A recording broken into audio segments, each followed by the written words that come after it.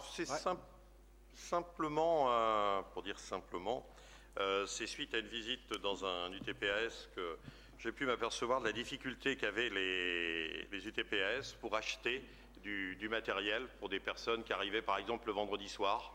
Je vous prends des exemples tout simples parce que c'est du vécu.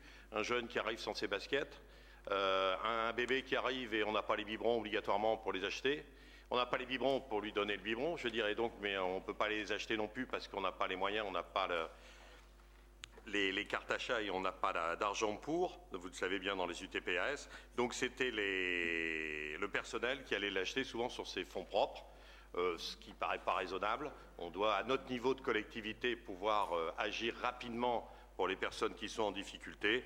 Donc c'est cette proposition de mettre en place cette carte achat. Alors dans un premier temps, ce niveau-là, peut-être elle pourra être étendue à d'autres niveaux, mais pour l'instant, au niveau des UTPAS, alors avec une valeur de 2 000, 3 000 euros d'achat par an, sous la direction bien sûr de la directrice de l'UT, pardon, et ce qui permettra d'acheter par exemple dans un magasin, une grande surface et autres, ces types de produits et donc d'intervenir rapidement pour aider ceux qui sont en difficulté.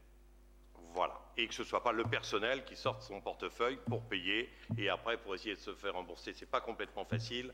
Donc de façon détournée, ça peut toujours être avec des frais kilométriques ou autres. Ce n'est pas la solution, c'est la transparence qui est importante. Et l'efficacité sur le territoire. Oui, des questions, mes chers collègues, sur cette facilité, cette souplesse supplémentaire qui est apportée. C'est de la même manière, moi qui visite souvent les UTPAS, je me suis rendu compte des difficultés auxquelles ils étaient confrontés pour des achats dont l'importance est toute relative. Pas d'observation? Pas de demande de prise de parole? On peut considérer cette délibération comme adoptée? Je vous en remercie. Je propose